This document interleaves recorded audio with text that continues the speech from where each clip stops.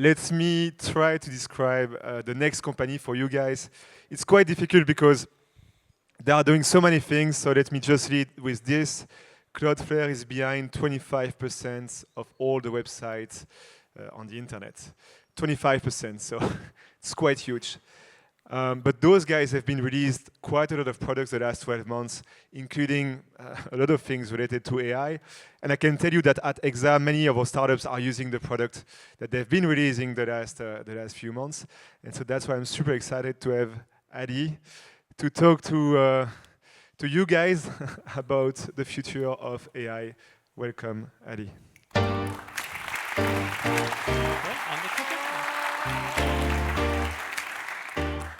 Hi, I'm going to begin by checking if my clicker works. Okay, good. All right. So, I just came from my post-lunch nap. Some of you are having your post-lunch naps. So we're going to try and shake it up a little bit. Who here has heard of Peter Thiel? If so, raise your hands. Peter Thiel. Okay. He's a fairly famous American venture capitalist. What about Ben Horowitz? Okay.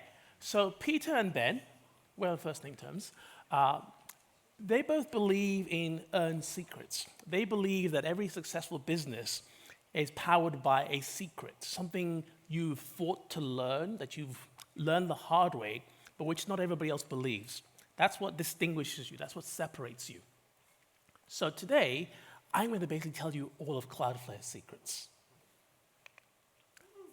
Big obvious one. It's the best place to hide a secret is to put it on your T-shirts, on your logos, on your billboards. Cloudflare started out as a CDN business.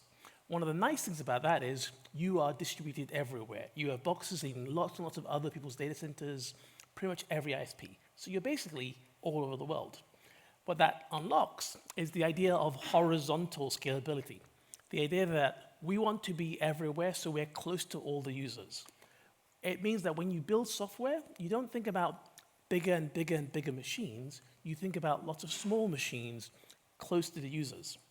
Again, super obvious now, but for a long time, this was controversial. Remember, the secrets don't always have to be things that are hard to understand. It just has to be something where other people look at it and they go, really? Does that work? So when we think about horizontal scalability, there's a lot of benefits that come from it. Now, once you have a CDN, once you have points of presence in hundreds of cities all around the world, and you have software there, you realize that a lot of the time, these machines are idle. And then you go, you could build a platform on top of that. You've already solved a lot of the scalability problems already. So we built the Workers platform. I think I'm the first person to show any code today. So that is a worker. We talk a lot about the Workers platform, and people get very confused. It's a JavaScript file. It's not that hard. What this means is that when you're building on Cloudflare, and somebody says, what happens when a request comes in? We launch what's called a V8 isolate. It's the same engine that powers Chrome, which means the cost to us of serving the request is as if you open a new tab in Chrome. It is that fast, it is that cheap. It's also that scalable. Can I just check something?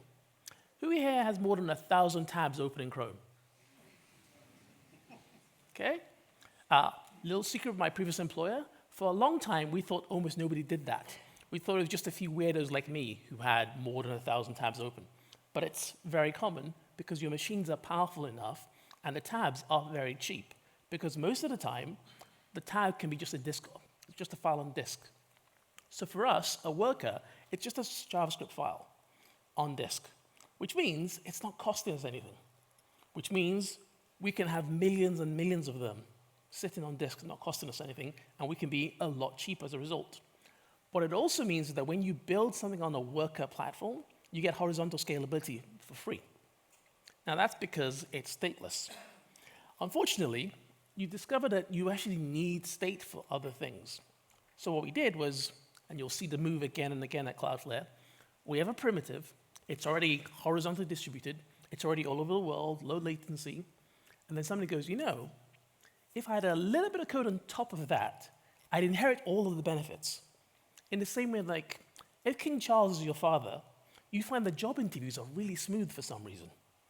Same way, if you are what we call a durable object, you inherit all the benefits of the worker primitive, so low latency distribution, etc. And then you go, you know, I could add a SQLite database to these workers. And now I have state with the horizontal distribution that's close to my users. And then slap a WebRTC connection on that. And now I have real time. Other subtle secret that I mentioned that you may have missed, if I've got machines all over the world, they have to be connected to each other on some fast network with good peering arrangements that are very, very low cost. And as I said earlier, most of this isn't being used, which means I have this free asset I can do interesting things with. In our case, this lets us build real-time software. So, we've got durable objects. We talk about them a lot because it lets you do real-time, massively distributed, interesting software very cheaply that scales to 0, which if you're a startup, one of the problems you have is you have to move fast. You have to do experiments. But if somebody has got to talk to some change committee in your startup before they can do an experiment, you might as well be in a big old-fashioned enterprise. So you need something small, cheap, fast to let people do lots of those experiments. And then when somebody has a breakthrough, for example, like with ChatGPT, you need to be able to go, okay, how am I going to scale that up? And it can't be, hey, people really love our product. Let's shut it down for 6 months and do a complete rewrite, because obviously that kills you. So we've then built a whole bunch of stuff around agents and sandboxes, but I'm going to skip that because the more interesting thing is that once you have durable objects, you've got real time, a lot of the concurrency issues are solved because it's single-threaded. There's one instance per unit of coordination. This is a small architectural tweak. Instead of saying, oh, everybody who uses my system is coupled to everybody else, you carve out a unit of coordination.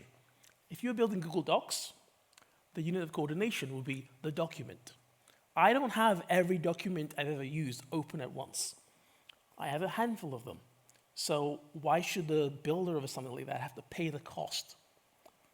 Point is, this lets you build systems that do a lot of really interesting stuff very quickly and cheaply. Another secret we have is something we call bindings. We've been talking about this since 2017. The guy who came up with this, a guy called Kenton Varda, I was with him at Google back in the 2010s, 2000s, where he was talking about object capabilities and the magic they would unlock. But it's a really hard primitive to understand. And you stand there going, I have this golden hammer, and people just don't get it because it's hard to explain. It does what we call an object capability system. What that means is you can basically use it for capabilities to say, this thing can do X and Y and Z, but only X, Y, and Z. So a lot of security management gets baked into the capability. It can also be used for RPCs. So that means a worker can talk to another worker on that fast network where you're not paying for it. But that also means that everything else is built on top of workers inherits the same feature. Now, bindings are very subtle because you have an object that can do RPC, but it's also a capability system. What that means is you only get the features, the capabilities we've exposed. Now, where this gets magical is that it lets you build interesting things. So those of you from Anthropic may recognize this. And I think the person from Anthropic talked earlier about brains and hands, about how you want the agent, the brain, to be separate from the hands. That way, if the brains or the hands crash, they don't take everything down. So it's a great diagram. It explains a lot of things. The thing is, if you have bindings, you can do more than that. You can do brains and hands and gloves. What this means is you have the brain, you have the hands. Now, traditionally, people will do something like say, oh, all my secrets are kept in a special vault. And then the agent has to request access to the vault to get the secrets. The problem then is anybody who tricks your agent has the same access to the vault. It would be as if you said, oh, well, I live at home, but I need to be able to trust people to access. So you know what I'm going to do? I'm going to give you my keys. See? And now it's safe. The problem is anybody who can trick him into handing you my keys have access to my house. We haven't actually solved the problem by putting the secrets in a vault. Can I have my keys back, please? Otherwise, I can't get in. So a vault oh, a broker that does that isn't enough. You need something else. So what we have is an outbound worker. So the same idea, reused. So an outbound worker is a capability. It can only do certain things. So let's say I have an outbound worker and it can only hit github.com. And you tell the agent, all your network access is only available through this outbound worker. Well, now the agent can't hit anything else. There's no way to trick it into doing anything else. If I gave you the key to my shed, then all you can do is give away that secret. The other thing, of course, about outbound workers is because they're just workers, they're just JavaScript files, they get all the same scalability and latency, et cetera, gets reused again. So again and again, we go back and find one of the secrets, and you build on top of it, or you reuse it, or you adapt it, and you get interesting properties. And because it's a worker, you'd write the code. So your restrictions, your capability system, is Turing complete. It's arbitrarily sophisticated. It's not just, you can read this but write that. It can be, you can read this if it's summer and write this if it's winter. You can do arbitrarily complicated things. Now, I've talked about how we like to compose things. I've got a couple of examples here. One is code mode, which we talk about a lot. And if I had more time, I would go into it in detail. But this key insight is that a lot of people, they use MCPs, they use MCP servers, they have a lot of them. And what happens is those MCP servers expose many, many tools. And those tools take up a lot of tokens. And that token consumption is, one, expensive, but two, tends to push your agent into the dumb zone. If you think of the context window of an agent, it's good at finding stuff at the beginning, it's good at finding stuff in the end. Stuff in the middle tends to get forgotten. So if you put a lot of MCP tools in your agent's context, the things you care about may get pushed into that dumb zone. What you need is something that can magically condense all those tools and makes it cheap and efficient and scalable. Again, you know the trick we're going to do. What we do is something called code mode. We take the tools, we convert them into something where we can say, all of these tools can be replaced by two other tools, search and execute, where we pass in an object that has a bunch of code. In our case, it's a set of JavaScript promises, and you run it in an isolated environment. When done using code mode or any of our libraries that do code mode, this can be like a 99% reduction in tokens used from your MCP servers. Look it up, it's amazing. It's just code. We also have artifacts. Again, it's an interesting example because a lot of people talk about how their Git servers are overwhelmed, or their SourceForge system, whether it's GitHub or something else, can't handle the fact that agents commit lots and lots of changes all the time. And it becomes, if only there was a system that was horizontally scalable, low latency, real time, et cetera. Oh, wait, we have one of those. So an artifact server is just a durable object, which is just a worker, hosting a Git implementation. So again and again, we come back and reuse the same primitives. Now, we launched a framework about a month ago that got into beta about a week ago called Flu. It's yet another agents framework. You've seen a million of them just today alone. What makes this interesting is that it causes to ask the question, should that be an agent? I see a lot of people who go, look at my cool agent. And I go, that's great, but why is it an agent? Why isn't it a cron job? And then they look embarrassed, and then you feel bad, and then if their boss is there, it's really awkward. What you need is a system that lets them make a thing as a workflow, so it solves a useful problem, rather than, I built an agent, what's it for? Instead, it's, I had a problem, I built a workflow to solve it, and then I asked, would intelligence make this better? If so, I make it an agent. And if I have an agent, and it's doing useful stuff, because you have open-ended problems, what happens if you discover that it's finding the same solutions again and again, but you're burning tokens? You slide it down to be a deterministic workflow because you now really understand it. So that's one of the key ideas behind Flu. Now, the reason you'll care about this is that it's an example of something we call the execution ladder. Once you have all these primitives at different levels of sophistication, at different levels of cost, you can build a solution and then work out how am I going to implement it and move up and down the ladder based on how much power you need and how much money you want to spend. So there's a really old idea in programming called the principle of least power. Use the cheapest, least powerful solution. That way, you have less to deal with.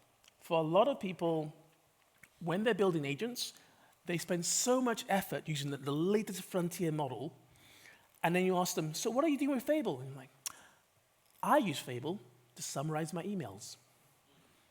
And then somebody else will say, oh, really? I use Mythos to summarize my emails. And then you ask them, how much money are you spending to summarize your emails? And they go, well, I don't know, it's somebody else's problem. One of the nice things about having this concept of an execution ladder is you can also add evals. So an eval can let you know how good is this agent at solving this problem. And then once you have those evals, you can slide up and down the ladder to say, can I solve the problem with a cheaper model? All the way down to, can I just solve this with a workflow? So now you have solutions and you can move them up and down in cost or up and down in quality by using different primitives. Now, what that means is that we're looking at a future where, since you now know quite a lot of Cloudflare secrets, you can already guess how we think about the future. You're going to realize it's going to be horizontally scalable. It's going to have lots of primitives composed in interesting ways, and we're going to use these interesting new combinations of primitives to build new primitives on top. Here's a diagram. Now, this is, as you can tell, originally a hand-drawn thing, and then I used AI to clean up my handwriting. What you see here is how we see the future. The future is an agentic core, which has that execution ladder, so that it doesn't mean I'm running Fable to summarize my email. It means I have an agent, and I can simplify or complicate it as needed. And then I have all of these primitives and the capability to add new primitives to do interesting things.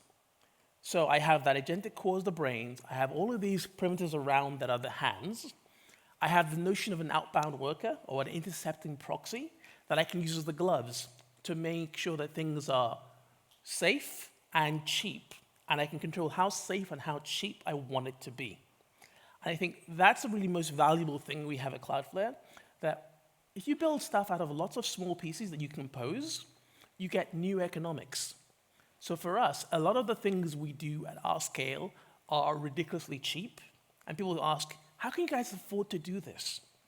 And here's the secret. We have a very different architecture. And if you have a very different architecture, you get very different economics. And what that means is you get to build interesting new kinds of primitives, which means you get to discover new secrets, which gives you that sustainable advantage. So as you're thinking about your own startups, you should be thinking, what are the secrets I'm earning? Thank you very much.